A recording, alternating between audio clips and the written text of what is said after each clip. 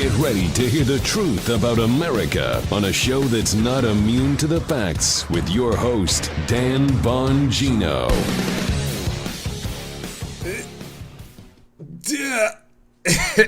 Listen, Yeah? I've got such a... Yeah, I know. Spit it out. Spit it. I'm not choking on a gumball, and I don't have a hairball I'm trying to cough up either, Joe. There's just so much happened overnight. I've got such a stacked show. I'm eager to get going today. So welcome to the Dan Bongino Show. Producer Joe, how are you today?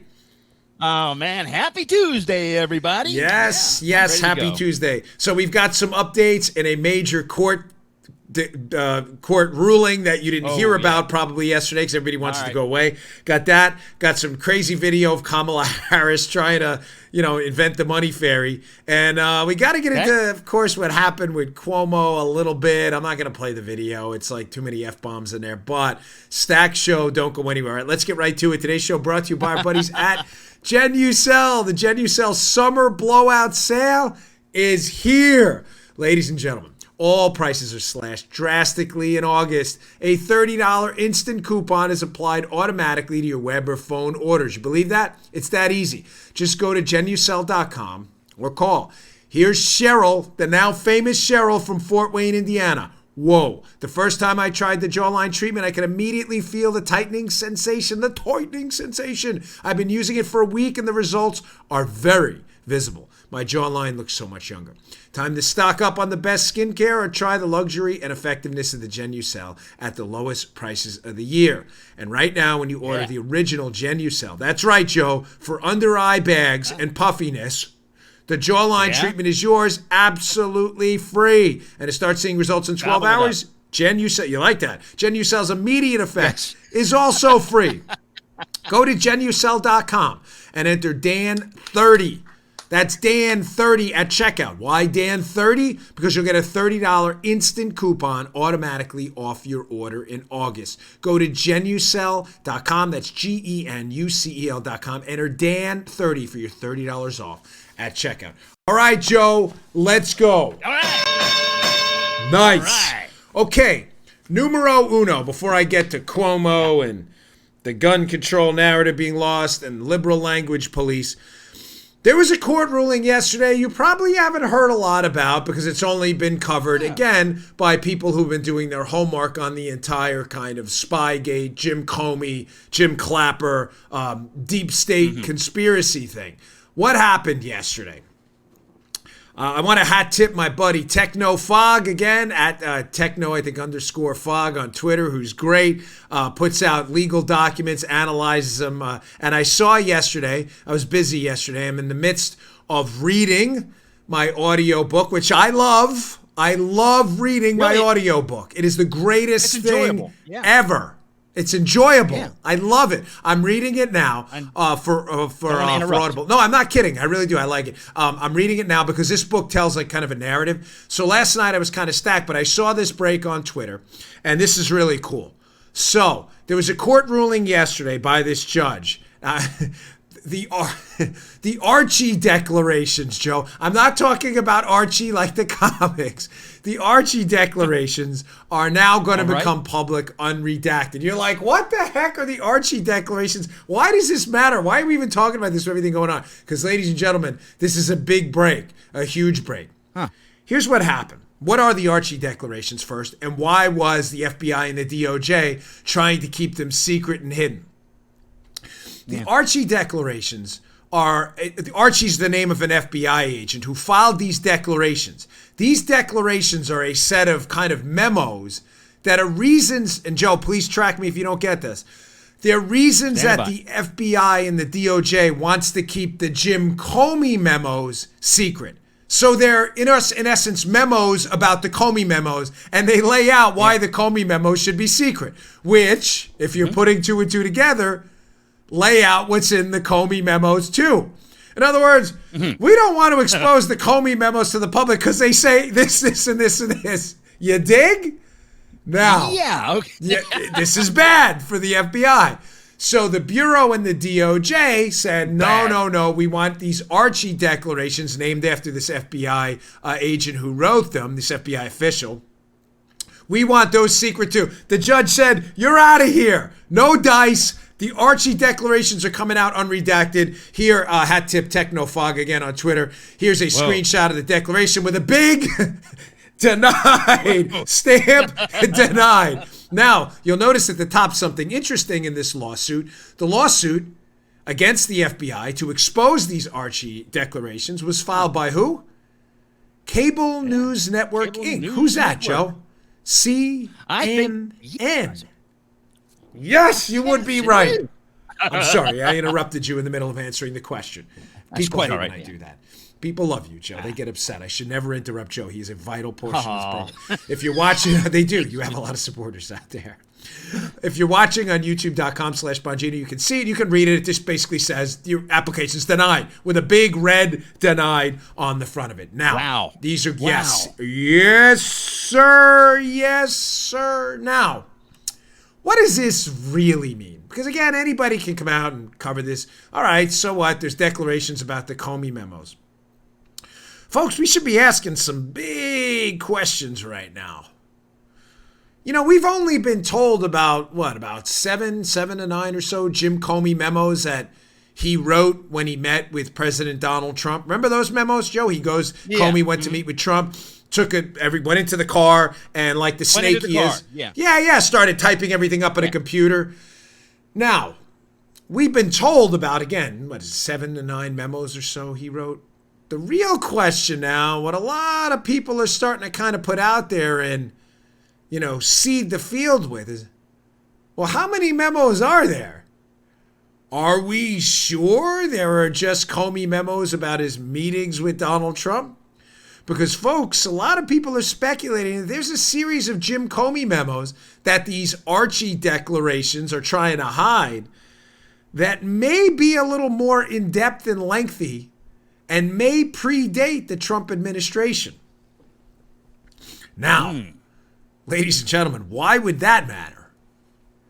Can you imagine? Let me ask you to just entertain this possibility for a moment here. Can you imagine if Jim Comey was actually in the practice of writing memos predating his time with Donald Trump? And, of course, Comey, who's always in CYA mode, cover you get the rest, caboose. Well, that starts with a C, but there is an A after the C. Can you imagine if Comey, Joe, was writing a series of memos during his time working the Spygate case, covering his butt that may implicate his now arch nemesis, John Brennan, and others? Remember what I told you, ladies and gentlemen, a long time ago on the show. Sooner or later, there is going to be clarity on who exactly was pushing the dossier. I've already told you my theory and the Steele information. I believe, again, as I cover in my soon-to-be-released book, Exonerated, I was reading this part last night, which was good. It's good to read your book because you're reminded. I wrote it a while ago, and we had to update it, so it was good to be reminded. In the book, I talk about this parallel construction scheme, which was from the start, where I believe John Brennan, the Central Intelligence Agency, along with foreign intelligence partners, was using Steele's information, but was feeding it to the FBI and hiding exactly where it came from. Why, Joe? So when the FBI later got the same information from Steele, it looked like it was verified. Right. Does that make sense? Folks, please, why parallel? Parallel construction scheme, because the CIA doesn't have law enforcement powers. They run it parallel, not perpendicular, right?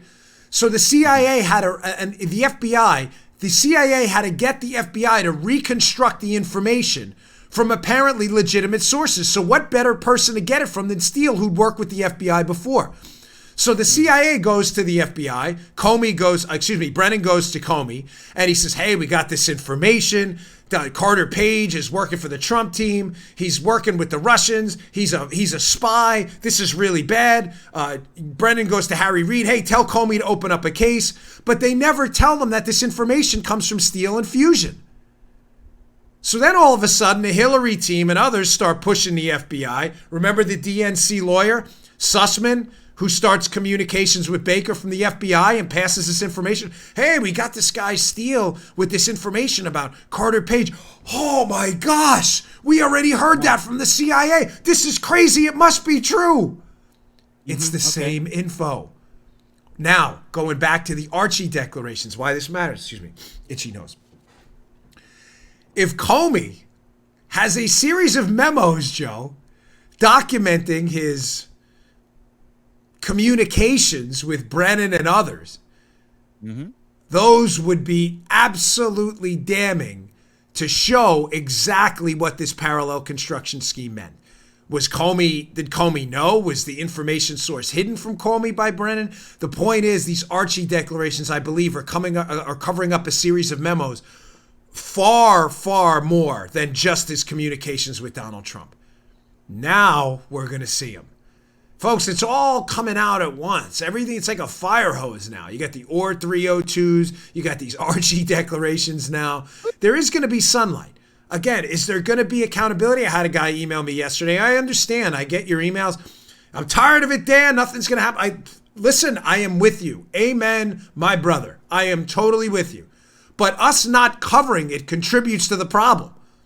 Yes. All we can hope, right? I mean, that doesn't, so let's just let it all go away. No, I'm not letting it go away, ever. I'm sorry. There, brother. It's the biggest scandal in human history, Joe, and I'm not just going to stop talking about it because swamp rat, filthy bureaucrats in D.C. don't want to do a damn thing and want to cover their butts. No, I'm not letting it go away, ever. Right. One day, people hopefully will look back and watch these episodes and watch Hannity on Fox and listen to Levin on radio and go, gosh, you know what? They were right. We really should have looked into this. Hopefully there will be accountability. I don't want to preclude that or close that door. I'm just suggesting I'm not stopping. No, absolutely not. I talk about it when news breaks. We don't talk about it when it don't. Okay. Whoop-de-doo, Edith. Whoop-de-doo. Darn right, man. Remember Archie? Yeah, of course. I Archie used to Bunker. watch that show all the time. That was actually the beginning of Archie's All in the Family. The beginning where they show the row homes. That was filmed in my neighborhood in Glendale. Oh, is that right? That's the row homes in Upper Glendale. Yeah, so Archie Bunker always had a doggone. connection to Glendale from that. Whoop-de-doo, Edith. He Whoop-de-doo. died, Carol O'Connor, right? I think he did, yeah. Yeah, I think so. Folks, all right, moving on, because this is important, too, on this same topic. Before I get to it, there's a bunch of other stuff going on, really packed news day. That's why I started out the show like that. So I've been picking through the OR 302s. I don't want to swamp you with it all at one time. There's another tidbit. I want to hat tip Chuck Ross, who put this on his Twitter feed, and he's right. I caught this the other day, too, going through them, and I was glad to see him this morning. It reminded me to talk about this. This is a screenshot from Chuck Ross at the Daily Caller, who does great work, his Twitter feed. Here's another smoking gun from the OR 302s. Again, Bruce Orr is a DOJ official. These 302s are summaries of his interview with the FBI.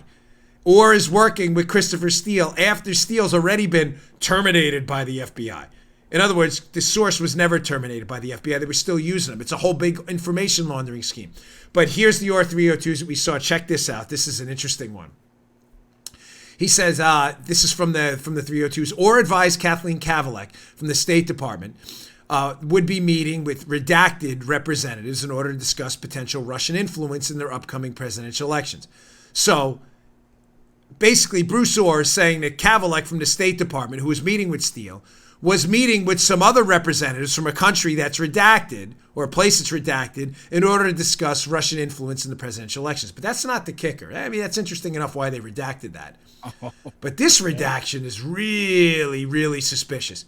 Orr reminded the interviewing agents that Kavalek did speak with Steele several times prior to the 2016 U.S. presidential election, and believes Steele's reporting to have generated from mainly redacted. What? Huh? So, just to be clear, Kavalek from the State Department, we know, met with Steele. We know Kavalek did not believe Steele was credible. Why is this important? Because Kavalek works for the State Department. Why she was interviewing Steele, who's allegedly got this intel, and not the CIA or others, is bizarre. Again, I believe it was done to flood the zone. Steele wanted to pass this information to everyone, the CIA, Hillary Clinton, the DNC, the FBI, to make that information appear more legitimate because it was coming from multiple sources. David Kramer at the McCain Institute. But this is fascinating because it's a Department of Justice official acknowledging that before the election, Kavalek met with Steele. We know Kavalek didn't think Steele was credible. She checked his information. Right. She found it to be largely wrong. Remember, Steele told her they're doing this whole thing out of the Russian consulate in Miami. There is no Russian consulate in Miami. She checks travel records and suggests it doesn't marry up with Steele's story about these people traveling. She also acknowledges that Steele said his sources were Russians, Trebnikov and Surkov, 2 Russians close to Putin. I thought we were looking at collusion. But now Orr at the DOJ is aware of this too, this Kavalek meeting, and says, can you put that up again? That Steele got his information mainly from redacted. Now, may I suggest to you that what's behind that redaction may be something to the effect of that Steele got his information mainly from online sources or not credible sources? Now, why does that matter?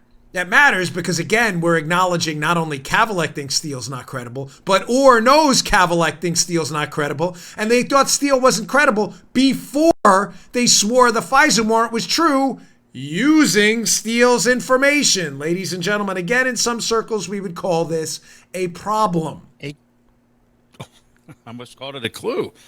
Almost. Me and Joe used to use that all the time. In some limited circles, we would call that a clue.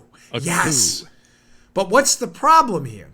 Let's say that redaction and what's underneath that redaction isn't, online sources. Say it's something like mainly from foreign intelligence operatives in London or whatever. Either way, ladies and gentlemen, we got a problem. Number one, if it mentions foreign intel, then the State Department was involved in an intelligence laundering scheme from foreign intelligence sources to launder it into the DOJ, which already knew about it because Orr said it. Or secondly, if that says something like online or not credible sources, number one, the redaction's illegitimate. That's not national security. Remember, that's supposed to be the reason for these redactions. And number two, it's clearly redacted to avoid the egg on the face of the FBI, acknowledging they swore to a warrant that the DOJ already knew was based on shoddy information. Folks, this stuff is devastating. And no, I'm not letting it go. Oh, you know what? I forgot to thank you at the beginning of the show, too. I got to move on anyway. But so that's the takeaway. The Bureau's either hiding egg on the face that Kavalek or the State Department and the DOJ knew this guy's sources were crap, or secondly, they're hiding a foreign intelligence laundering scheme. Either way, they're all in trouble when those redactions are unredacted. Big time. Hey, a big thank you. I should have done this at the beginning of the show. I deeply appreciate all your support, by the way. I ask you all when I'm on Fox hosting to please tune in, and you are the best audience in the world. I mean it. Joe and I and Paul, I adore you all. Your emails, the stuff you send, the Jane gavel, what is it, Jose, the penalty flags. You all are just really terrific. It's such an interactive experience, even though we don't take calls. But I asked you to tune in to The Five and Hannity on Friday, where I was guest hosting and co-hosting both of those shows. And here's the ratings for the day. Look, we were number one on Hannity, 2.5 million. And this is hat tip, by the way, at RoadMN, my favorite Twitter account. He tracks all the ratings. Hat tip to him. This is his spreadsheet. And we were number 3 for The Five with a staggering 2.196, which is excellent. Just to show you it matters, folks. You all are the best audience out there, and I really, really thank you. I watch these numbers like a hawk because this is the business. If people like you, they tune in. If they don't, they don't. So thank you very much. It's not like a hey, look at me. It's a hey, look at you. You all are doing the watching. I will be guest hosting Fox and Friends, by the way, on Friday, so please check that out as well. I'll be there from 6 to 9, obviously doing my thing this Friday coming up on Fox and Friends. So thank you again very much. All right, I got to move on. I've got a quick story coming up about I say quick because it's easy to understand. We have a really tragic, catastrophic debt situation on our hands, and I'm sorry, it doesn't matter who's in office or not. It's certainly not the president's only issue. I mean, it doesn't only involve him, but the debt situation has become catastrophic. So I'll get to that quickly. Our next sponsor, Listen, we love our sponsors. They're happy to be here, and I am happy to have them. Boll and Branch, the best sheets out there. We love Boll and Branch. Ladies and gentlemen, we sleep on them, and they're like a fine wine. The more you use them, the more broken in they get, the more comfortable they are. The only issue with Boll and Branch is they're so comfortable to sleep on, you'll never want to sleep on other sheets again, ever in your life. They're that good. Everything Boll and Branch makes, that's Boll, by the way, B-O-L-L, not ball, Boll, B-O-L-L, and Branch, like a tree branch, makes from bedding blankets, is made from pure 100% organic cotton. They start out super soft and get softer over time. Everyone who tries Boll and Branch sheets loves them. They have thousands of 5-star reviews. Forbes, Wall Street Journal, and Fast Company, we're all talking about Boll and Branch. Even 3 U.S. presidents sleep on Boll and Branch sheets. Shipping is free. You can try them for 30 nights. If you don't love them, send them back for a full refund. You won't. But I doubt you'll want to send them back. You won't. There's no risk and no reason not to try Boll and Branch. To get you started right now, my listeners get $50 off your first set of sheets at bollandbranch.com. Use promo code Bongino. These sheets are amazing. It's a threefer. Go to bollandbranch.com for $50 off your first set of sheets. That's Boll, B-O-L-L, and Branch, like a tree branch.com. Promo code Bongino, bollandbranch.com. Promo code Bongino. Get these sheets. You will not be disappointed. Okay. Good news, bad news time. I think the president overall is doing a pretty good job, and he's dealing with a lot of headwinds. But folks, again, I'm not here to play golden calf to anybody. We got a spending problem, folks, and it's a bad one. And us saying, well, we generate a lot of debt under Obama and Bush, and then pretending it's all going to go away in this administration is just absolutely foolish and ridiculous. Look at this article by CNS News. Folks, Terrence Jeffrey, who does really amazing work on this. I have this up at the show notes, by the way, at Bongino.com. Subscribe to my email list. I'll send it to you. Listen to this number. The fiscal year, it runs till, October 1st. It doesn't run during the chronological calendar year, right? So we're 2 months from the end of the fiscal year. We have spent $3,727,000,000,000, $14 million through July. The Treasury is now running an $866,817,000,000 deficit. Folks, I want you to ponder that for a moment. Because, we tend to forget, based on the enormity and the otherworldliness of these numbers, really, they're so big and disturbing that they almost don't make sense, and they're almost not real, as if there's never going to be a consequence to this. I had dinner with my couple of my brothers. I only have 2 brothers. Couple of my brothers. I have a stepsister, too, who's great. But one of my brothers was genuinely surprised when I said to him that I'm terrified about the economy. Folks, I am. And you should be too. We are accumulating a staggering amount of debt. Remember, the biggest deficits yearly. Remember the deficit and debt difference. Debt is our accumulated deficits over time, what we owe in total. Yeah. Our deficit is the annual shortfall. The annual shortfall this year, we are on pace to close in and be darn close to the biggest deficits we've ever had in the country's history, which were in the Obama years. Now, to be candid and clear, I'm not blaming this all on President Trump. Clearly, he's dealing with a Congress and a bunch of rhinos, horrible Democrats, and radical liberals who don't give a damn about the spending apocalypse coming our way. But he does have a leadership role in this. And ladies and gentlemen, this is just entirely unacceptable. And we would be complete hypocrites to ignore this. Folks, at some point, remember the great Milton Friedman line was, all debts are paid. They're either paid by the debtor or the creditor. All debts are paid. There is no debt that magically disappears. If you were the debtor, you took on debt, I take a loan from Joe, and I pay it back, then yes, the debtor paid it.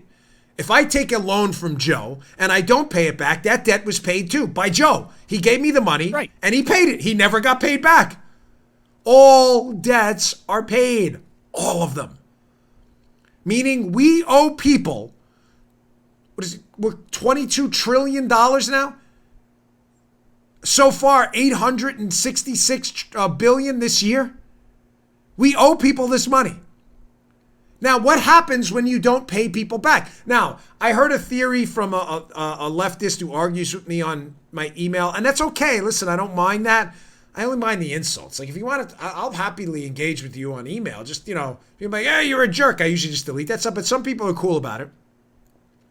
And his theory is, well, who's going to make us pay it back? Folks, a lot of this we owe to Americans, our own people. And by the way, suggesting that, oh, you know what, because the Chinese lent us, they have about $1 trillion in U.S. denominated assets. We're not going to pay them back is fair either, is kind of a snake move, isn't it? I mean, so what? I mean, you have people in China, not everybody's an evil communist. You have people that lent us money. The fair thing to do is to pay people back.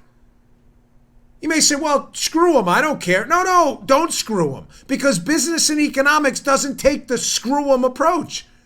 What happens then, folks? We become high risk.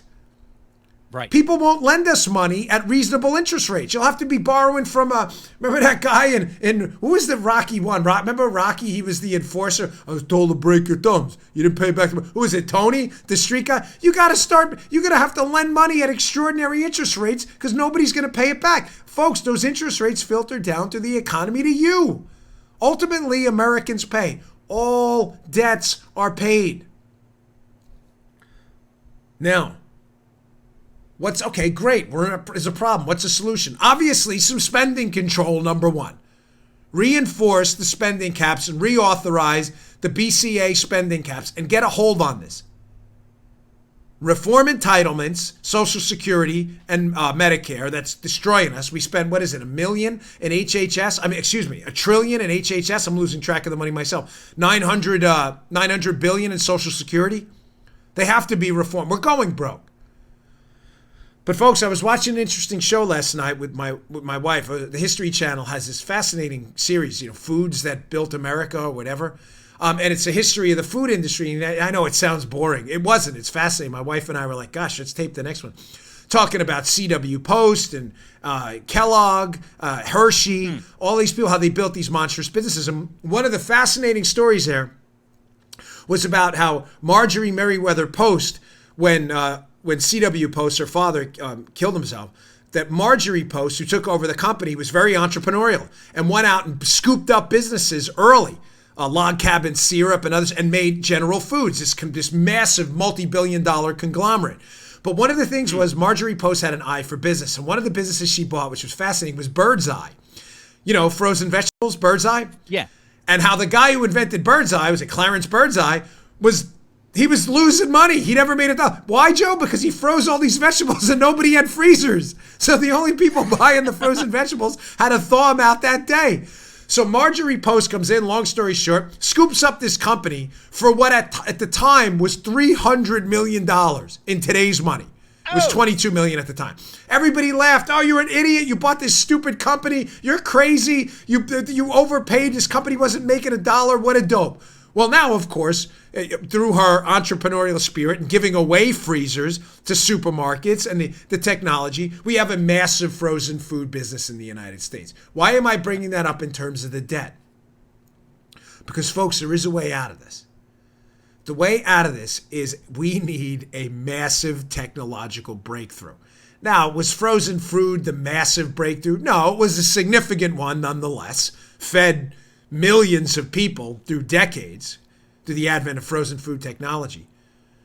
But folks, with a massive economic breakthrough, I don't know what it's going to be. Quantum computing, material science, 3D printing, supply chain technology, artificial intelligence.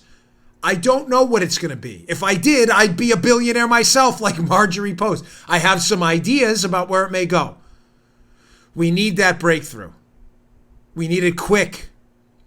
We are in a race against time right now before this debt comes crashing down and you're paying 20% on your mortgage loan to buy a house. We are in a serious race against time. If Donald Trump can get a hold on this spending, it'll buy us a little more time. Important thing to talk about. Great series, by the way. I can't recommend it enough. There's Foods That Built America or some very good stuff. I got to move on because I got a lot of stuff. Folks, disturbing. I was going to say fascinating, but it's not the appropriate word because it's really disturbing and troubling how the media, their trends fixed on these narratives. They're like hypnotized, Narratives are their thing. Remember, the media doesn't do truth. Journalism's supposed to be about facts, data points, where you interpret the truth and you lend your opinion to a series of facts. That's all dead. Ruling, media is dead, okay? What's her name? Jane? The Jane Gavel. Dead. You know how I fall in love with it. Here's another one, by the way. Fraud alert, media. Fraud. They don't do facts and data anymore. What they do is storylines. And the current storyline regarding these dreadful shootings that we've seen is that, of course, this is Republicans' fault. Oh my gosh, can you say that? I don't have to say it. The media says it about Donald Trump. Donald Trump did this. Meanwhile, they keep in mind one of the Dayton shooter was a leftist. But again, I don't blame people for it's just dumb media stuff. But the media narrative, it's a Republicans' fault, number one. That's takeaway number one. It's not true, but that's their narrative. Takeaway number two is gun control is the answer. So keep this in mind because the story I'm about to present to you from Breitbart, AWR Hawkins, which is up at the show notes. I encourage you to read it. The reason you're not hearing about this on the front pages of the national papers and on the nightly news every night is because it doesn't involve Republicans, number one. Remember, the narrative is shootings are Republicans' fault. Narrative number two, gun control is the answer. If the story doesn't fit those two data points, those two criteria, you will not hear about it, even though the carnage is no different. Here's a story from Breitbart, which should trouble any sane, sentient being. AWR Hawkins, August 12, 2019. 47 shot, 4 fatally, over the weekend in Democrat-controlled Chicago. Keep that up a second. I want to read that again. These are our citizens, our folks, our people. 47 shot, 4 fatally over the weekend in Democrat-controlled Chicago.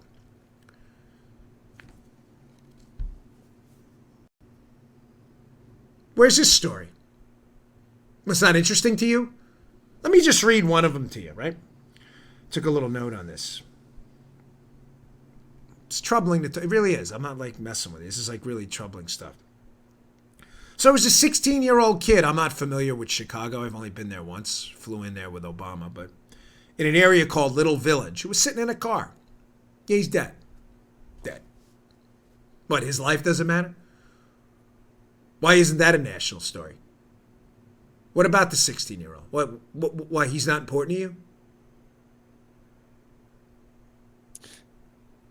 If I'm not mistaken, in Chicago at that time, even a hospital was designated a pass-by because they were so busy taking care of folks. You're darn right. That is an excellent point. Remember that? I think we covered that a couple weeks ago. The hospitals were so full with our people. These are our cities. These are American citizens in an American city. You got it. Chicago's not in Afghanistan. It's not in Mexico or Canada or Japan. It's in Illinois last time I checked. These are our people. Joe's right. We covered this, I think it was a couple weeks ago. There's a hospital so full of people involved in these street shootings that you can't even take the shootings there anymore, the shooting victims. No. Why? Why isn't this story on the answer's obvious when you understand how I opened the segment. Because it's a Democrat-controlled area that already has the strictest gun control laws in the country, or some of them. It doesn't fit the narrative, folks. It's as simple as that. Now you understand why media mistrust is at an all-time high? If you're going to cover what's going on in this country honestly, you should be covering this story fairly. And you should be covering the fact that where the gun laws you want, you liberals, not us, the firearms restrictions you want to implement, where they've been implemented, you have a bloodbath going on. Our kids, innocent people being killed, 47 people shot. Oh, it doesn't fit your story because it's a Democrat-controlled area? Folks, the media is on a dishonesty campaign, the likes of which we haven't seen in decades. Whether it's the Trump era, a TDS level 6 infection, I don't know what it is. But I'm getting tired of this. And in conjunction and in tandem with yesterday's show where we covered these dreadful red flag laws, again, I want to strongly encourage the White House to reevaluate your position on this.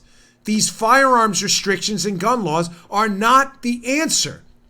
There's an interesting piece I read in the Wall Street Journal today. Forgive me, I'm not sure if it was McGurn or whoever. But he was addressing this as well. If we're going to have an honest conversation, then let's have it. But we're the only ones having that honest conversation. Folks, I'll be straight with you. This may disappoint some of you. That's fine. If I thought these red flag laws, the idea of universal background checks, what they call them, we already have background checks.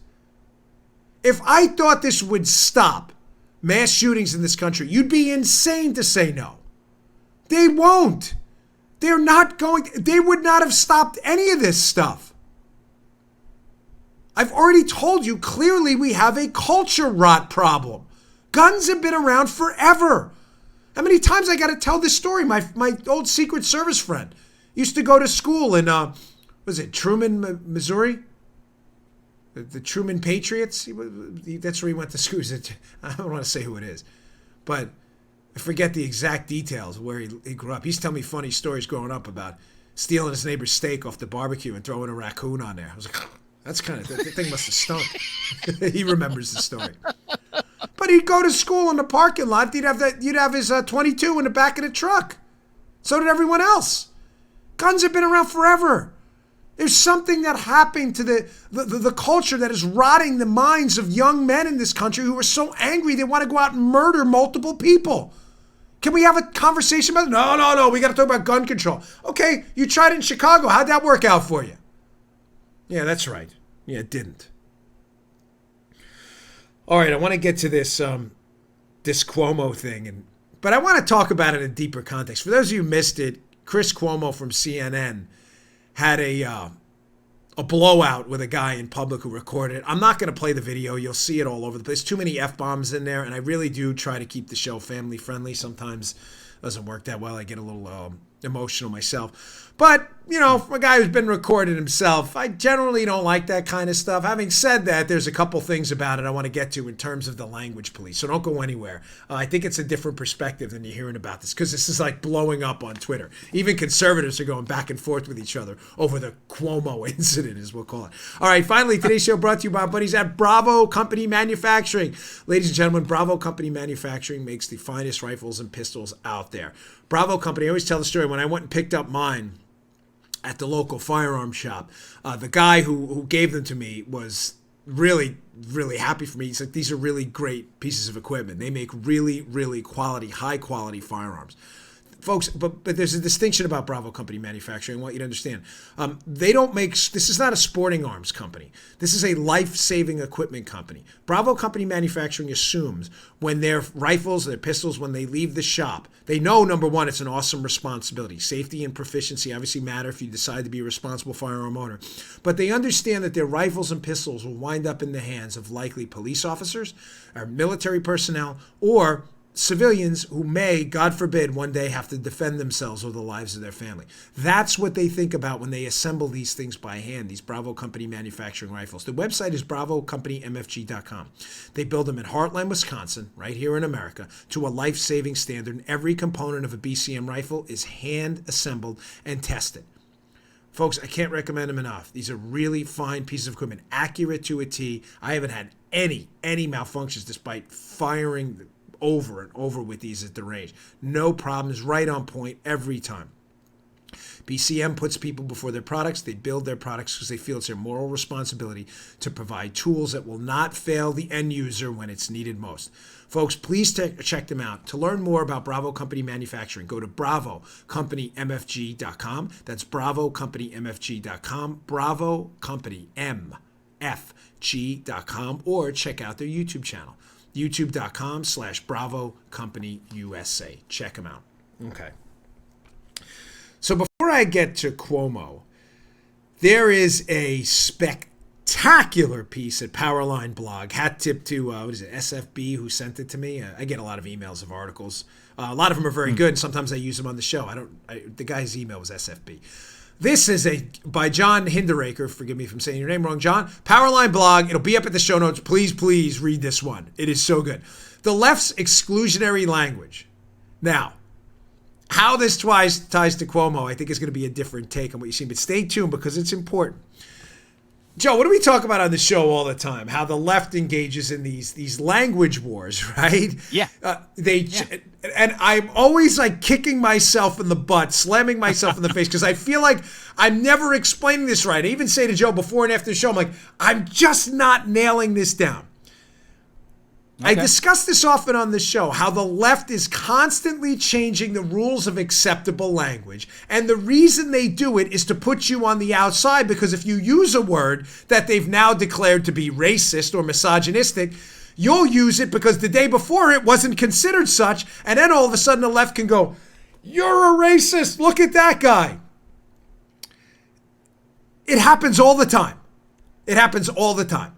You know, I only found out, a year ago, that he pronouns and she pronouns are transphobic if you think you're talking to a male and you say he or about a male. How is that transphobic? If you're talking to someone who's a man or about someone who's a man and you say he, we were never told that was transphobic, because it's not. But the left wants you to exclude you from that social circle of acceptable people to make you look like the outsider transphobe. Look at him. Scarlet letter, Hester Prynne. Now, this piece nails it. I don't know if SFB, who emailed it to me, was thinking about this. I assume he or she was, because when they sent it, they know I talk about this all the time. Here it is, absolutely nailed in the piece. Now, the irony of this, though, is Hinderaker's writing about an article in The Atlantic, a left-leaning piece, where the thesis of the author, Joe, the guy steps on his own message. The thesis of the author in The Atlantic, his theory is that the left's exclusionary language, in other words, always changing the rules. We can't talk about he and she. Now it's she and jem and them and whatever. That the left's exclusionary language is not allowing them a vocabulary toolbox to appropriately classify Trump as basically a white supremacist. Did you follow that? The leftist theory that the guy in Powerline is writing about, because he thinks it's hysterical that he outed himself. The leftist theory is that the left's new language rules are so detailed and hard to describe that when the left is trying to categorize people on the right, like Trump, as white supremacists and racists, that the argument doesn't make sense because nobody understands what the hell they're talking about. She, them, they has said about they, though, thou, that thouest, heest, sheest, thinkest thou is intersectionality on the moral ye, thou, thou side. And people are like, red flag, under the hood for review. What the hell are you talking about? Ye, thou, they, thouest, theyest, zo. Intersectionality, I is transphobic, homophobic, and you're like, what the hell? I was in Vietnam recently with Fox, and I was in a cab. This is a true story. And he didn't speak any English, the cab driver. I'm not kidding. We used our phones to communicate. It is the coolest. Remember, Paul, I told you about this? You talk to Google Translate on your phone. I'd say, tell the driver or translate into Vietnamese, make a left in 2 blocks. And you hit it in Vietnamese. And then the driver would come back and say, tell this guy in the back in English. He's obviously talking in Vietnamese. Tell this guy, okay, I get it. We had a whole conversation. You need a leftist translator for Ji, Zhou, Yao, intersectionality. We need it because nobody knows what you're talking about. So the irony and the beauty of this Powerline piece, which I can't recommend enough, is that in the left's effort to engage Xi, Zhou, Thou culture, they have alienated 90% of America who needs a Google translator to understand you're trying to call Trump a racist. Xi, Zhou, Thou, they, Israel. What the? Who's Xi, Thou? What are you even talking about? These pronouns don't even make sense. Them, no, I'm talking about he who. You can't say he, you're supposed to say them. Them, meaning people? No, just him. I can't say him. Who's him? Him? What do you mean him? We're talking about 3 people, right? No, just that guy. You can't say guy. Well, what guy? Them is plural. No, it's not. It's singular. Are we talking about a single guy? Who's on first? What's on second? G's out. Nobody knows anything. Waiting for that one. Yeah. Right? You were. I know you were. Yeah. You were going to say, I know you. Dude, I can read your mind. I swear. I've got Joe Armacost ESP. Nobody knows what you're talking about. The reason we have language rules, brother, is so we know what the hell everybody's saying. That guy. Oh, the guy you're pointing to? Yes, that guy. That guy. You can't say guy. Okay, them. Wait, with them, there's a group of people. No, not them. Him. I can't say him. Well, is it the guy you're pointing at? No, it's them. What do you mean them? You're pointing at a single guy. Nobody knows what you're talking about.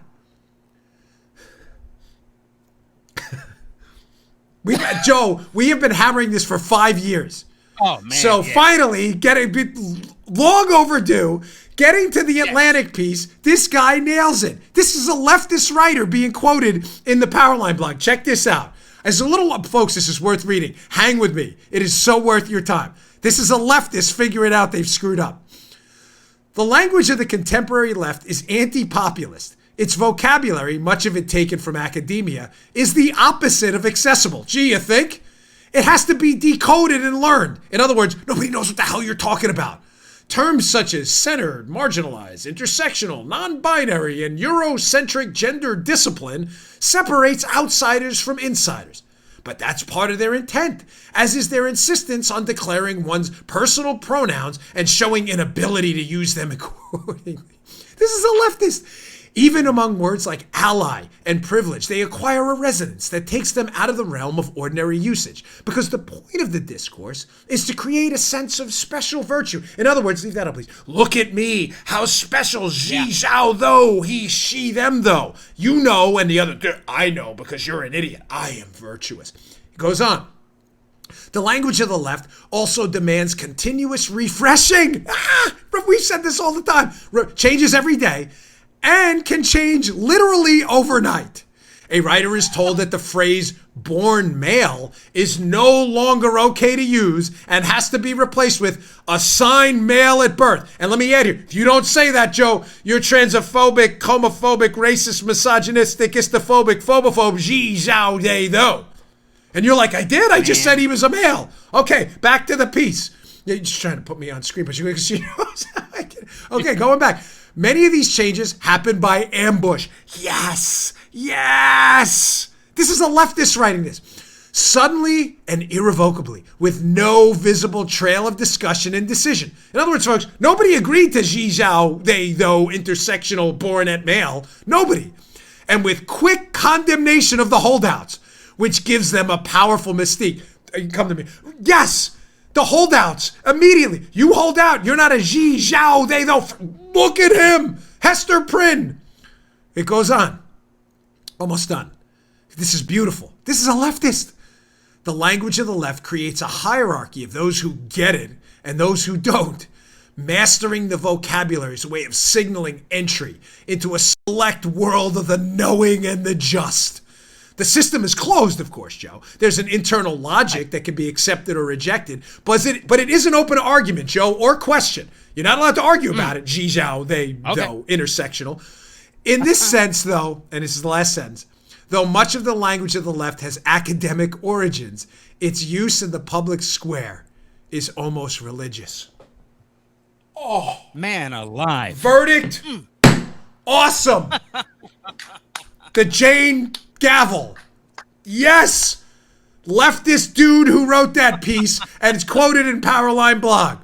You nailed it. Dude, how long have we been talking about this, Brother Joe? 5 years since we started? Yeah. Seriously, you go back to SoundCloud. Wait for it to bite him in the butt. Yeah. When Joe and I were recording in my basement, we had like 10 listeners in Severna Park, Maryland. Go back to SoundCloud. I think that one of our first 10 shows, we talk about the language police on the left. And why? Because I told you it happened to me. I was guest hosting at WMAL on the radio in Washington, D.C. I've told many of you listeners, I'm sorry if you've heard the story 1,000 times, but it shows you how the left uses language to isolate you and put you on the outside by changing the rules overnight.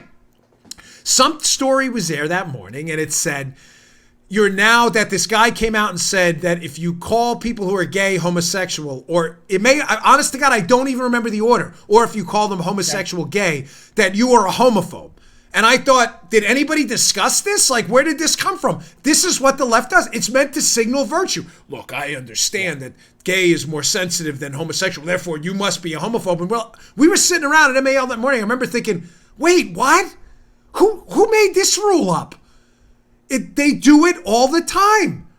The quote, hey, you can't say he's a male. You have to say a male at birth now, or you are definitely a transphobe. Okay? Is there a public discussion about this? Of course there isn't. But as I've said to you, I promise I'll get to Cuomo. I didn't forget that. As I've said to you, again, repeatedly, the left will eventually cannibalize and eat its own.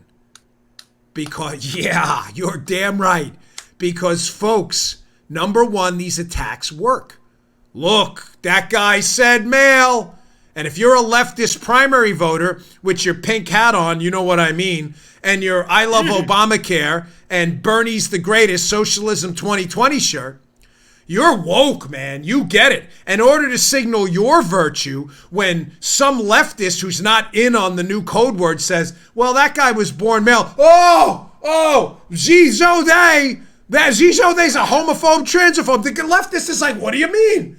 I didn't know that. They changed. What do you mean you didn't know? You didn't get the memo? Last night at 9 p.m. they said male should be male at birth now. You didn't get the leftist socialist email list? Homophobe, transphobe, istophobic, phobophobe, definitely. That guy's out. He's out. Candidate Joey X. Oh, you can't say X. That's a slur against Malcolm X. You're a racist. Oh, what? Oh, what are you talking about? What? Nothing you say is ever going to be legit. Nothing. It's over. You are not legit. And the signaling that you're more virtuous works. Amongst conservatives gaff this off. But liberals will be like, that candidate sucks. They said male. And it's them signaling there, look at me, chest puffery. But folks, eventually it turns on them because the rules don't make any sense, so they make mistakes. Remember that California state senator in the video? She's giving the whole team a lecture about how they're going to use she, thou pronouns. Yeah. And then she goes, yeah, you know, my grammar school teacher, she would really hate it. And the audience is like, you use she. You use she. And then the socialist convention video we played last week, guy comes up, hey guys. And then the other guy comes up, you can't say guys. Folks, this movement will eat itself alive because it is not based on any coherent, functioning set of rules that a civilized society can live by. The conservative rules are simple, Joe. I believe in God-given big R rights and liberty for me. That includes economic liberty, healthcare liberty, education liberty, freedom and choice, and a limited government based on items in the Constitution guaranteed on mass public consensus. The army, system of courts, that's what we believe in. Those rules are not hard to violate. You respect my civil liberties granted by God, I'll respect yours. I don't want to give the government my money. I don't want you to either. I want to be able to defend myself. I want you to as well. They are very simple rules. Those movements never cannibalize themselves. Movements of ideological purity, where everybody competes to be the woke. I'm woke. I'm woker. I'm the wokiest wokeman you've ever woken in your woke life. I'm wokier than him. There's no question this is going to collapse on itself. I'm telling you, read that Powerline blog piece. It is so worth your time. Now, how does this relate to Cuomo? Sorry, I had a lot of fun in that. Sometimes when I'm having fun in a segment, I got to go a little longer. May have annoyed some of you, some of you may like, but I just want you to know I've really enjoyed that, and I think you can tell. Yeah. It's just, we've been talking about it for so long, but someone sums up the essence of what you've been trying to say more elegantly than you can, I have to hammer it home. So hat tip to that writer who, even though he's a leftist, nailed it. But Chris Cuomo from CNN gets in an altercation with a guy that gets videotaped. Listen, I'm generally not a big fan of this stuff. Listen, I have a temper too, and I always say to my wife, I'm out in public, make sure you like pull me away if someone, because I have a bad time. I'm not going to lie to you. I mean, we never fake it on this show. And even though I probably shouldn't say stuff, I do, because I feel like all you've done for me, you're entitled to understand the real me, warts and all. I have a bad temper. I do. I just always have. I work on it. I pray about it. I mean that. It's not me virtue signaling. And I think I've gotten a little better. In public, I'm usually pretty cool. I mean, you really, really got to get under my skin because I get it a lot. But Cuomo lost it last night. This video, I'm not going to play it. It's about a minute long, but it's basically Cuomo in the face of this guy. Guy gets in his face, calls him Fredo. Cuomo comes back, tells him he's going to throw him down the stairs or whatever. It's kind of a stupid video. It's all over Twitter this morning. Yeah. But how this relates to this language police thing, and I just threw this in, is now CNN in defense of Cuomo. And listen, defend your guy, whatever. I don't care. I really don't. If Cuomo wants to lose it in public, it's his career. Do whatever you want. Although, Joe, if it happened to me and we were on video like, I'm going to rip your head off and what would they say, Joe? Lunatic, maniac, Fox News, get him off the air. But of course, when it's CNN, everybody's got to defend them at CNN because, they don't really have any principles. So now that, their defense here is that the guy called Cuomo Fredo, Fredo from The Godfather, the meek, weaker, like sellout brother. Yes. So Cuomo in the video is like, Fredo, that's an ethnic Italian slur. Folks. And CNN jumped on that bandwagon, Joe. Here we go with the language police now. Fredo, I'm Italian, folks. My last name is Bongino, okay? You can put it in front of Italian restaurant. It would make perfect sense, okay? Bongino's pizza, Bongino's Italian would make perfect sense. Our last name was Buongiorno before they changed it. All right? I don't really care if you call it's not an Italian slur. And I'm not going to make it an Italian slur now either because I'm a woke SJW social justice warrior. Don't call me Fredo. I'll lose my mind. Fredo's a character in a movie. Grow a set of cojones, okay? Thicken up your skin and grow up. Fredo, listen, again, I'm not, whatever. You want to get into a fight with a guy in public? I'm not going after him personally. I'm not going to, I don't even care. I'm just saying, just say, hey, I was with my kid, I got pissed off, and I got in a guy's face. Whatever. But don't come out with this nonsense, wussy stuff. Oh, I'm Italian and Fredo's an ethnic. Get lost. We're not going to put that in the new exclusionary terms category, okay? Fredo generally meant being a sellout or something like that. Oh, look at this tweet. Luckily, Paula found this for me this morning, showing you again how the left changes the rules. Remember that piece overnight? Here's Vanity Fair. Far left radicals at Vanity Fair taking a shot at Trump advisor Roger Stone. What does the tweet say?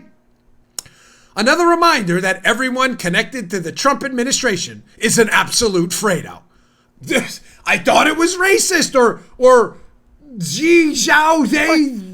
ethnicist, misogynistic, homophobic, transphobic. I thought it was it. Apparently it's not when Vanity Fair uses it now. There are 1,000 clips of Ana Navarro and tons of others using the word Fredo to describe sellouts. I'm just cautioning you against falling into this social justice warrior trap. I'm Italian. I don't speak for all Italians. I speak for myself. I'm American. I wasn't born. I've never even been to Italy. But having an Italian lineage, it is not a slur. Don't be a, wuss like these leftists. My gosh. Okay, I was going to get into this. I'll have to get to it tomorrow. The craziest Epstein theory. Let's just put it up quick. I'll stress it quick. The craziest Epstein conspiracy theory I've heard yet. There are a lot of them out there. I told you I'm waiting for the facts. But listen, it's not a conspiracy theory to have questions about this at all. Don't read me wrong. This is very suspicious, the death of Jeffrey Epstein. But having said that, there are some people out there saying crazy stuff. Here's a piece by Betsy Rothstein, who's certainly no fan of mine at the Daily Caller, but it's kind of a funny piece. Halperin floats the weirdest Epstein conspiracy theory, and people are pissed. Really, this lady hates my guts. But it's a funny piece. Mark Halperin, this now disgraced former alleged reporter, floated this theory. Here's his tweet. Joe, this is like some crazy, like Iron Man 2 kind of stuff. He says, not a conspiracy theory, but a question. If you assume the incompetence and or corruption required for Epstein to kill himself or be murdered, why not believe he might have faked his own death via body double and escaped? Okay.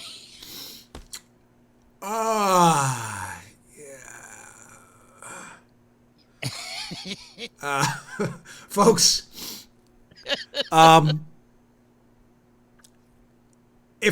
me just ask you a simple question, okay? Because listen, I know there's a couple probably people out there going, why not? Folks, the guy knew he was under investigation. If he was going to fake his death with a body double, why would he wait to get locked up to go into prison to do it? Right. Now, Joe, if you hated the Dan Bongino show so much you wanted to get away from me, that you faked your own death, and that'd have to be a body. So Joe would have to, he'd have to kill somebody, which would be awful, right? We can all agree. Why would Joe wait to get locked up to transplant the guy like the Mickey Rourke character? Was that Iron Man 2 or 3? I don't even remember. I think it was 2, where they put why would you wait till you got in prison to do that? Folks, this is, please. Questions? Yes, a ton of them. This is very, very suspicious. Some of the questions I brought up yesterday. But he faked his death with a body double and escaped from one of the most secure facilities in the city of New York. Listen, it's not Iron Man 2, okay? And what is it, guy? Whiplash? No. I'm telling you, remember Occam's razor, always.